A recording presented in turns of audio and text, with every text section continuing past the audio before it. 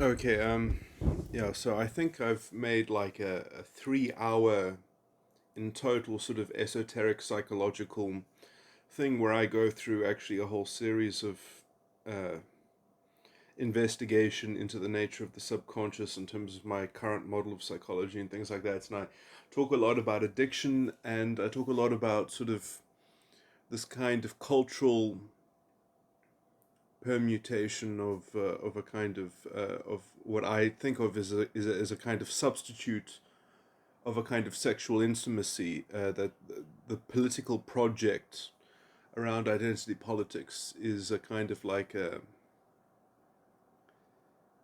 but also in the kind of projects that some people have. Most notably, I spoke about Russell Brand, which I want this recording to be essentially pointed at criticizing Russell Brand.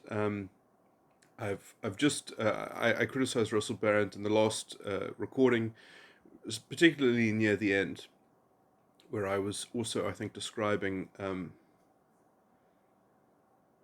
Uh, I mean, when I made all those remarks, I hadn't finished listening to the Ben Shapiro interview with um, Russell Brand. Now that I have, sadly I haven't seen the whole thing. I don't know if the um, the special extended bit was an exact continuation, or if they only ask new questions, because some sense where it ended was just where Russell Brand was being the most embarrassing in terms of representing his position. It was uh, Ben Shapiro, I think, was cornering him quite well in the kind of semantic maze that Russell Brand had to sort of, that how he. I really think it is a kind of a vacuous pretense to endorse libertarian values and things like that, when he has a kind of such a broad compassion and such a broad tolerance for people defining harm, that essentially, um, you know there is going to be an endless, you do have to have a narrow definition of harm, because you have to live in a society that has some kind of basic consensus, or let's say some kind of limit. It doesn't have to be a total consensus on what justice entails, and it has to be defined one way and not another way. Otherwise, you don't have a common society. You don't have a shared civilization. Um, and I complained in the last recording as well that Russell Brand is essentially, he's not exactly an identitarian himself, but he is a variant of that same kind of ideologue, where where people should be under the yoke of some kind of general categorization, uh, um, or that they should be available to being mediated upon, based on some general rubric, which which he's very conceptually compassionate at people performing those kinds of projects.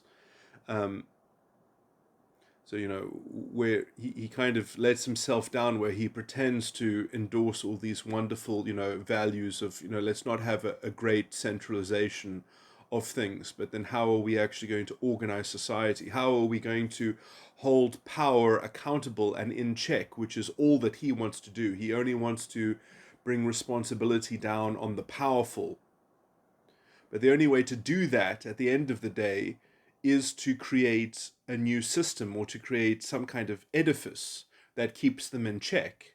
And that has to be structured with some kind of principle, with some kind of rubric, of rigor.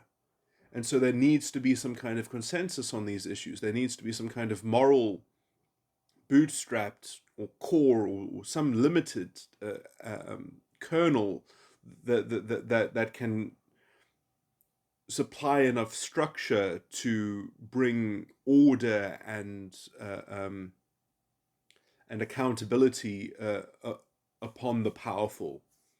So, in some sense, because Russell Brand has such a sore soft spot for, people that have their narratives and their historical reductionism and their whole, sort of semantic game of how they want to define things and things like that, because he has such a broad tolerance for these things. We can't generate the kind of consensus needed in order to bring order and accountability on the powerful that he wants to bring to bear. Um, because, I guess he's semantically fallen into these reductionist ways of, because in some sense, Russell Brand at the end of the day, he's so compassionate for people. He doesn't believe in general laws of application. Essentially, he if he did care about general laws of application, if he did care about having a kind of coherent and consistent law and a system, then he would realize the immediate value and pertinence of needing to have something like a narrow definition of harm, you know. But instead, because he leans into compassion, which Ben Shapiro masterfully showed the paradox or the conundrum that his flagrant compassion leads him, that, well, he's being so compassionate that he is depriving people of the let's say the social pressure needed to reality check them into having some kind of common agency in which they can actually participate and communicate with other people. But because they cling to a creed which says that, oh, we have a private experience, that essentially they are segregating themselves. They are segregating themselves out of a society. You can't understand the pain and the oppression and etc. etc. All of these kinds of special pleadings, and which in some sense you can either believe the narrative that everybody else is systemically suppressing them, or perhaps you could believe that as an individual they have hobbled themselves. They have in law there's the kind of sort of man, my vocabulary is not so great. The kind of is almost an apocryphal idiom. The what's it called? I can't remember the proper phrase, but it's something. It's called the eggshell skull. It's people that don't have a skull uh, that's thick enough to protect their head. Their skull is as thin as an eggshell, and so people with eggshell skulls should not be walking around, in society, uh, um, like everybody else. They need to wear a helmet. They need to sort of make, society can't install special guardrails and safety features in order to protect the person with the eggshell skull from hurting themselves. And that is sort of what the lack of agency is like, from having a lack of agency, and being compassionate to people who essentially are analogically have an eggshell skull, who are demanding society facilitate them and protect them, is essentially a kind of expression of a almost a pathological mental illness that you're helping reify, that you're helping give a kind of cultural credential towards.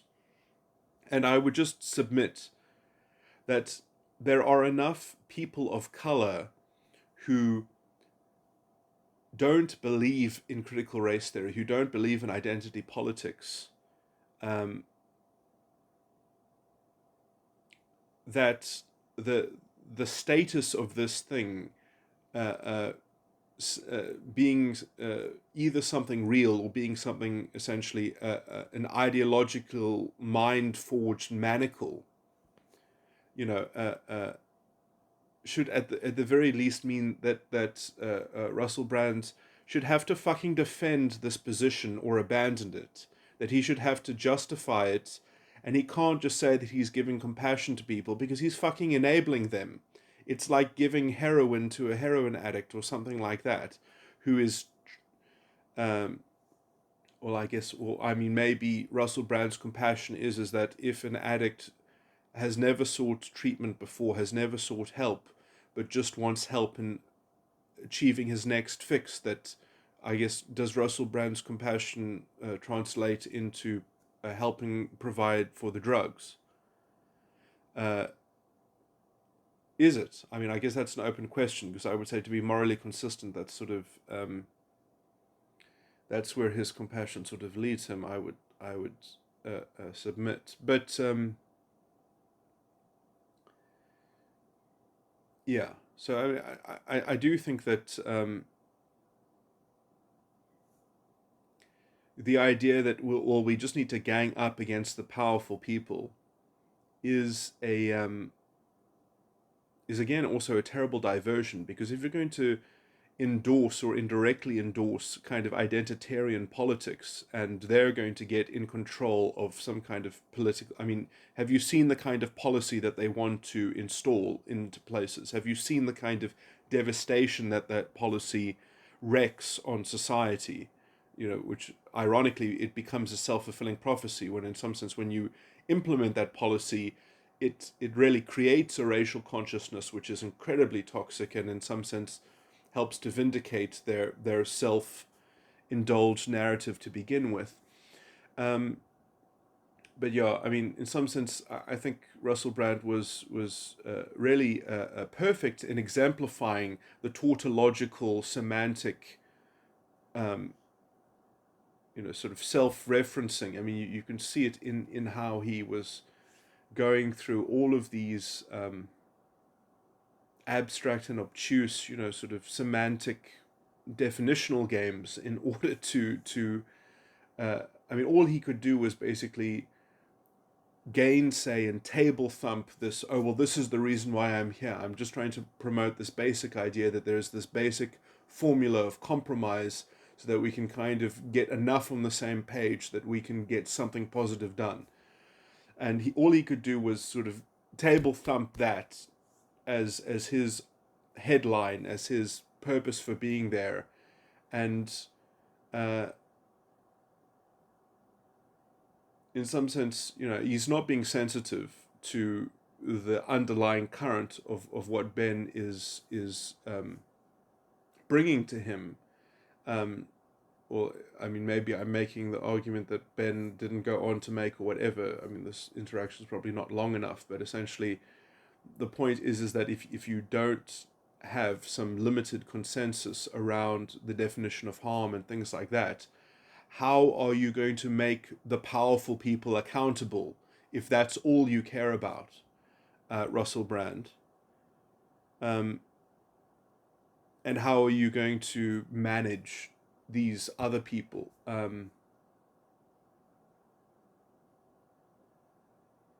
Who, in your view, can just be ignored because they don't have power until they're making the laws, until they're making government policy, until they're implementing social strategies that enforce compliance with this disgusting racialist consciousness, and this sort of cult of giving up your agency into this narrative of historical reductionism, and all this kind of seductive thing that, oh well, you're just the product of some kind of historical process, or some bullshit like that.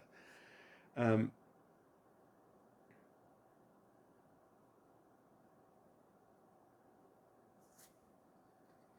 and in some sense, again, this is a kind of toxic intellectualism as well. When the kind of way that he defends it, well, he can't invalidate it because he doesn't have the epistemic purchase of evaluating it. So he just has to be compassionate towards it.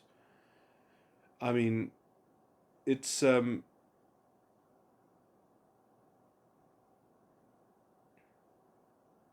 mean, he literally talks. Man, I wish I could think of the exact phrase, but he says, I don't want to venture into things that don't have a conclusive way of resolving them or something like that. Well, this ideology that he is giving way to, that he is pandering to, or providing a concession to, and rendering compassion thereto, well, the compassion that he is delivering to this thing is essentially feeding exactly a program of something that can not reach a resolution. And him not identifying that this identitarian politics is essentially, I would argue, the thing that is the direct obstacle of bringing accountability onto the powerful. Because how can you bring accountability onto powerful people unless you implement a system that is transparent enough, that is cognitively functional enough, that it can be clearly and thoroughly applied against people, that you can get clear criteria and objective principles that you can bring to bear onto people through, mechanisms that are democratized, like court mechanisms and sort of procedures and things like that. It has to be put into some kind of systematic procedural interface that can be democratically accessed, like a legal system. And none of those things can be developed. Specifically, why? Because of the thing that Russell Brand is giving compassion to. Because he just doesn't want to venture into any topic that doesn't reach a resolution. Well, this is the problem. I guess if you only have compassion and you contract the spectrum of the things that you're willing to vilify, that somehow, well, these people are so unpowerful, they're so unimportant that you can't bring any moral rigor to bear against them, which is, I mean, I don't know if that's Russell Brand's technical argument that he tries to use, but it's obviously not an argument that he actually really believes in. It's just a technical way of fobbing off Ben Shapiro, because in some sense he does believe in that historical narrative. He does, in some sense, believe in the loss of agency as part of, just some kind of overarching, you're just a pawn of some powerful collective entity. And so he gives up the basic also constituents of having a real kind of libertarian culture. And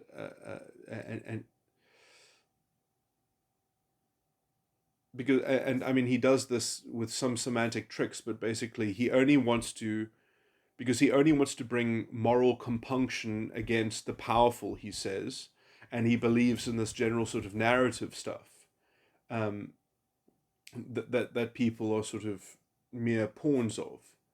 And I would say, between that, all of his semantic game playing, and there is a lot of semantic game playing, all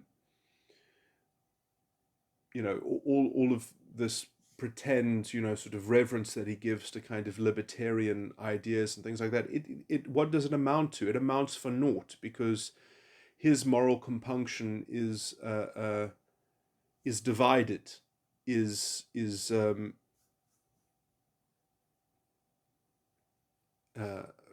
sorry, I'm trying to think of the phrase in the Gita, the branched intelligence, the fragmented intellect, the compartmentalization here, the kind of the fundamental moral cognitive confusion and dissonance, all for the because of sacrificed at the altar of compassion, supposedly. So much compassion that even by his own principles, which I think are fragmented here, that, well, he doesn't want to get into things that don't have a resolution, but he's not willing to vilify or label as toxic these identitarian, authoritarian, totalitarian, sorts of things. But this is because Russell Brand is essentially a variant of that totalitarian. He does actually want a kind of homogenized, but in some sense it's just directed against the powerful, it's directed against the evil people, that it's sort of, so he kind of, he has this window dressing of having values and principles, but he has a kind of solution which is very unprincipled. He doesn't want it to be systematized. He doesn't want it to be ethically founded. He just wants to be a particular solution to a kind of historically defined problem, not essentially. He doesn't want to fix a system up so that it's functioning transparently and correctly. He wants a kind of historical vindication. He wants a narrative savior, a narrative sort of salvation to the world. Anyway, a lot of what I'm saying now relates to the things that I had in the other recording, which gets very psychological, which is also not, it can't really be listened to by people who aren't familiar with my psychological models, because I use a lot of jargon. But anyway, yeah, I guess that's that not that much that I needed to say about that. Let me just make a few addendum points. But yeah, I mean, this is what's always happened, is that there has always been a revolutionary class of essentially aristocratic stooges in some sense, because they don't want to solve the problem in general. They want to solve,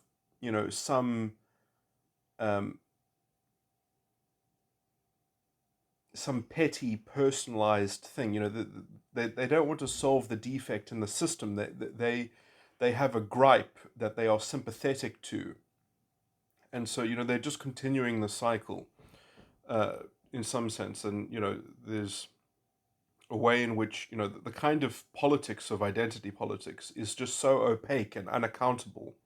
It cannot be measured in terms of its it's not responsive. It's only responsive to people's subjective relativistic feelings. It is antithetical to having to serving a civil society that has any kind of common sense or common values or common standards. It's sort of, you really have to be a kind of racialist sort of you have to sacrifice secular transparency in order to endorse or tolerate any of that racialist filth, essentially, and racialist propaganda and racialist reality tunneling, and that convenient relativism. And as soon as you endorse that kind of relativism, again, you have a version of politics which is just will never recover.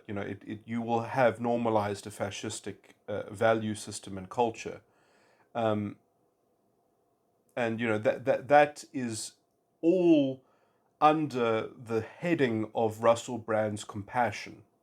That all that whole thing is completely consistent with what Russell Brand calls compassion, because these are people that their moral status is not worthy to even be thought about, because you should just render compassion onto them automatically, that you should just give them the intellectual sympathy. How dignified is that? How much integrity? I mean, I would say that it's a weirdly disempower. This is how disempowering the racialist politic. I mean, these people are just as stupid as any racist of any epoch.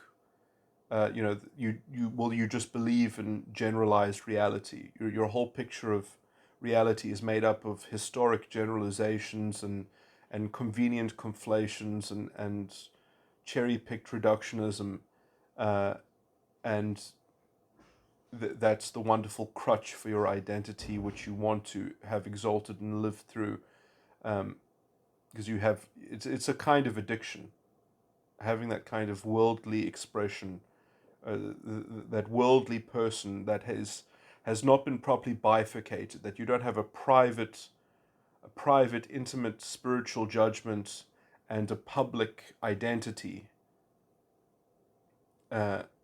You have to have a homogenized expression of your private judgment that has to be pandered to in the culture. Um,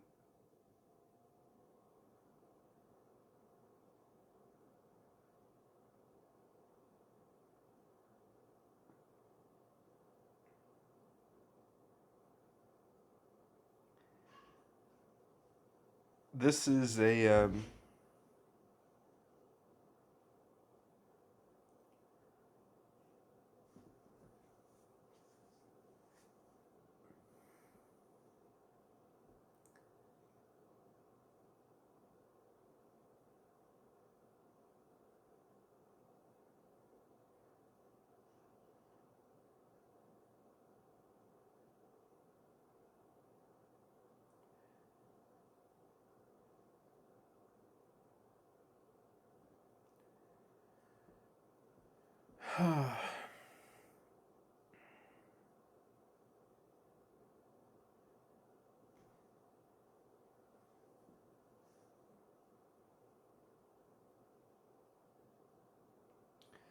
this idea that you can kind of project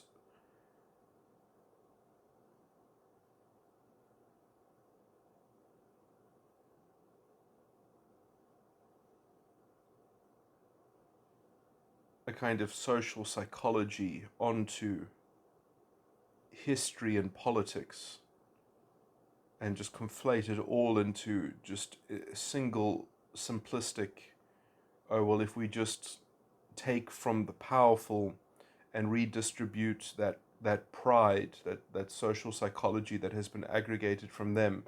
I mean, that is Russell Brand's overarching project, essentially, is to kind of redistribute historical oppression uh,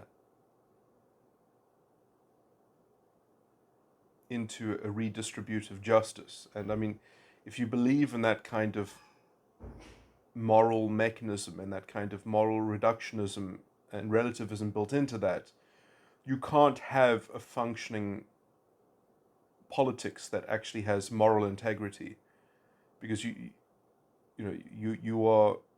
have to facilitate that transaction. And so whatever political apparatus that you're going to have that facilitates that transaction is going to be fundamentally, intrinsically, sort of executively administered. It's going to be a kind of, the executive function of the state is going to step in as the moral arbiter. It's going to be an intercessor, a mediator between these historical entities, between these collective entities.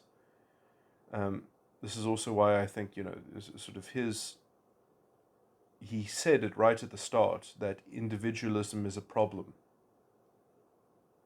And then he even later on said, oh, he endorses a kind of individualistic, libertarian, kind of spirited culture. This is a wolf in sheep's clothing. This is an utterly dishonest uh,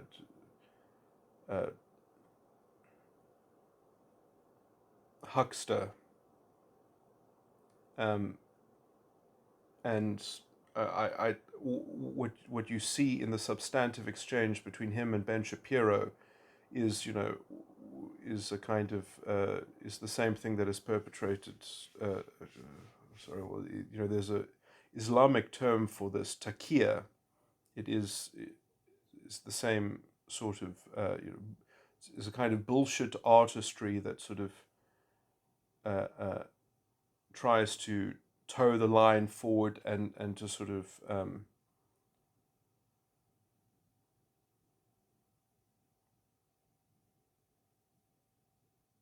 create the auspices of some kind of possible consensus or tolerance of the persistent of fundamentally incoherent and incompatible um, visions of essentially. I mean, you know, you know, Russell Brand says that he doesn't want to engage in a culture war, but he has um, he has swallowed the confusion laden in the conflict of the culture war, which he is deeply intrinsically sort of steeped in, that he is invested in, and he can't extricate himself from that, but you know, and in some sense, it's because he loves the abstracted, disembodied narrative. He loves making the moral calculation from the God's eye point of view. He's looking at it, and everyone is just essentially a fragment of the Father. Everyone is a fragment of God. You know, there's this kind of pantheism, just which I would say that this is the only thing that kind of gets. I mean, fascism has a kind of basic pantheism built into it, which is why the Nazis wanted everyone to have their own ethno state and to live in a kind of perpetual Cold War. Um, so that everyone could have their relativistic sort of prideful self things, and then they could sort of be competing with each other indirectly, keeping each other on their toes or something like that.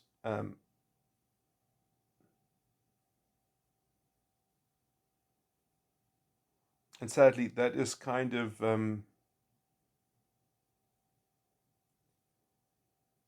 uh, well, I don't see Russell Brand taking a stand against that kind of fundamental fascistic mentality. I mean, he's already conceded to it in terms of the identitarian sentiment that he has compassion towards tolerating.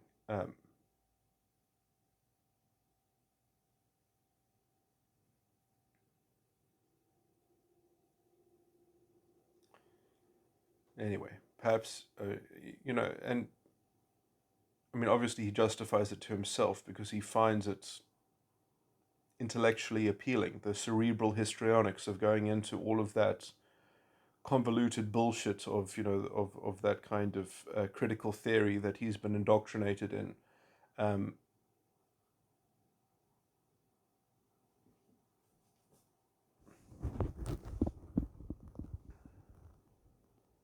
she sort of pretends to keep her lid on to some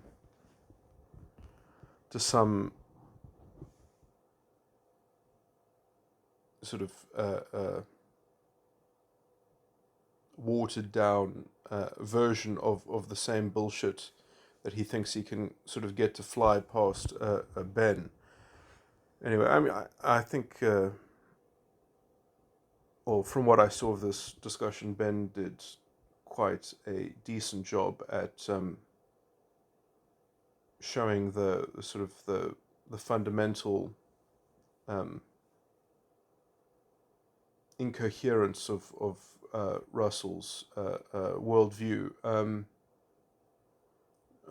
guess it would have been interesting to see uh, what Ben said after the very long uh, semantic bullshit that Russell Brand had to engineer to keep on reinstating why he is that he is even here talking about these things, and what the meaning of what he is saying, what this answer is supposed to do, rather than actually, there's this kind of unilateral reality subversion of dictating how what he is saying should be perceived. It's sort of, he's not even answering the question, he's telling you how you must interpret the answer to the question. It's that kind of psychological penetration because he can't even fucking participate authentically because he just has to tell you again, he has to dictate how how he must be interpreted. It's that kind of involuted um, sort of control game.